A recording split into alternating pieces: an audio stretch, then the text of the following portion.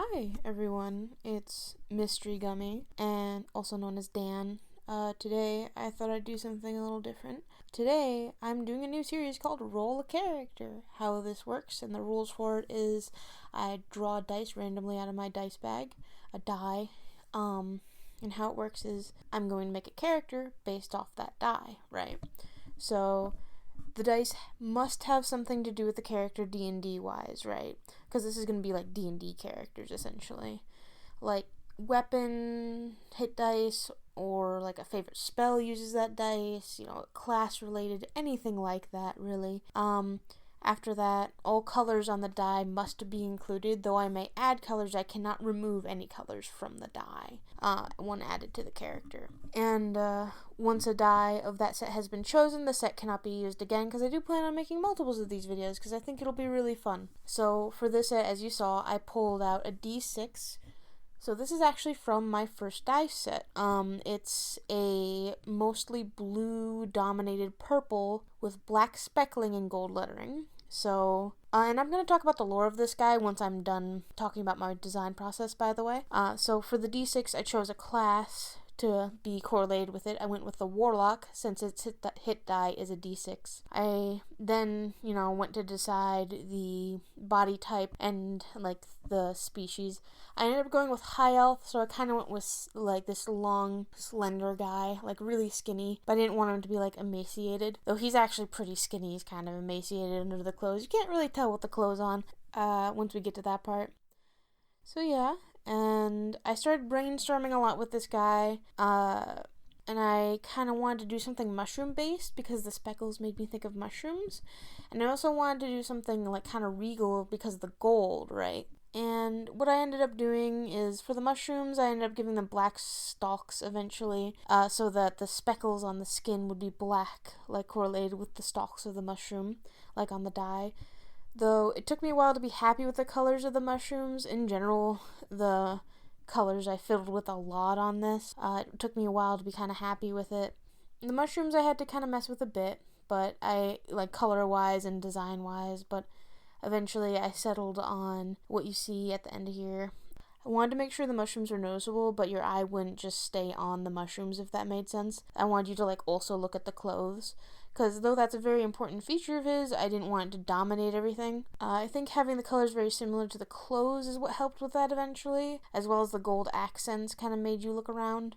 I gave this guy an incense burner for reasons I will discuss in the lore section of this. I thought it was really cool of an add-on, and I was actually really inspired by a piece of art I saw online of Warhammer 40k from the Sisters of Battle, because they hang incense, holy incense, off themselves, and that looks cool. I thought it would be a cool, unique item for him, essentially. I thought it would be kind of a nice little, this is his thing, besides the mushrooms. For clothing, I decided to go with something really flowy to keep things kind of regal looking, along with the gold, and, purple's a very regal color.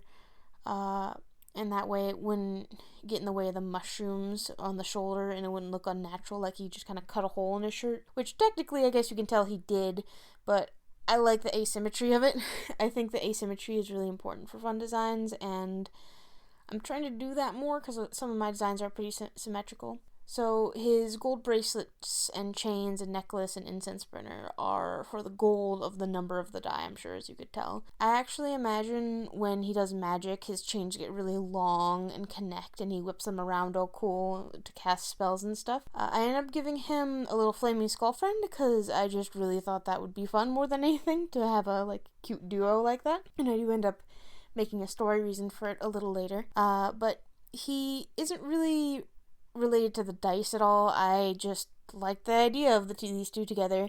I like drawing skulls, and I want an excuse to draw skulls more, and this guy looks like kind of a carn, so I thought this really calm, collected elf and this joke-cracking flame skull basically was just a fun idea. But yeah, basically that's all my design process. I just kind of went with it.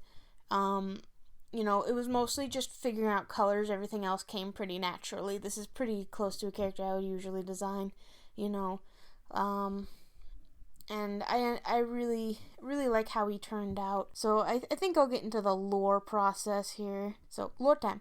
So I decided this guy is a royal of a small kingdom of elves known for their wizards above anything else.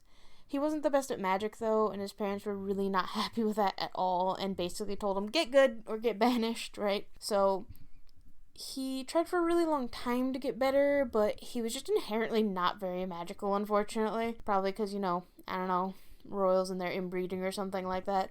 But I don't know, it might just be because he just got the bad luck of the draw. I haven't decided yet. Now, in his community, it is shameful to be a warlock. You're essentially cheating, if that makes sense. So, of course, that's exactly what he did, right? If you know D&D, if you're a warlock, basically you ask for your power from an entity by kind of serving them a little bit.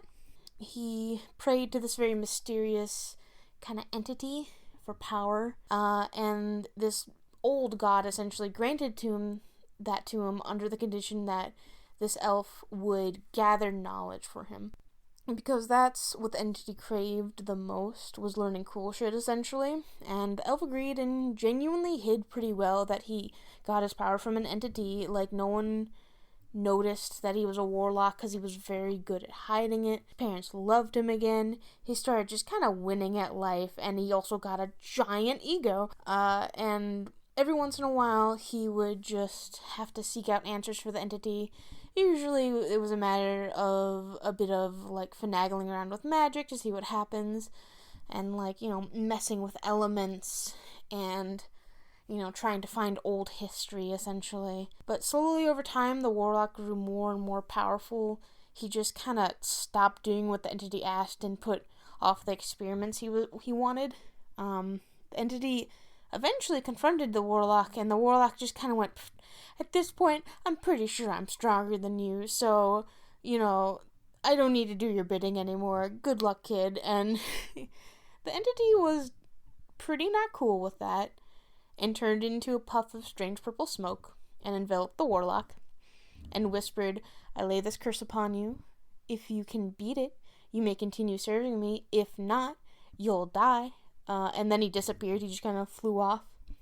The warlock felt fine for the first few days, but his eye started to itch, and his shoulder felt kind of weird. And basically, just mushrooms just started kind of growing out of this poor boy, and he went blind because of it, because it started in his eye, essentially.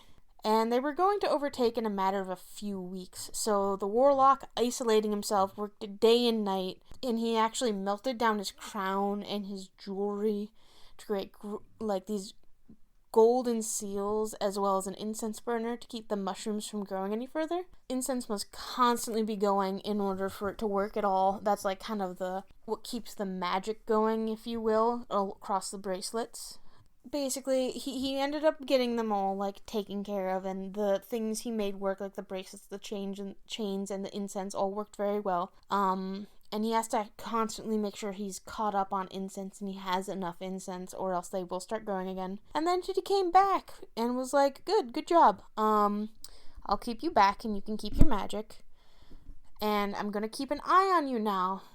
And how I'm gonna do that is I have this little servant here, and a little flame skull.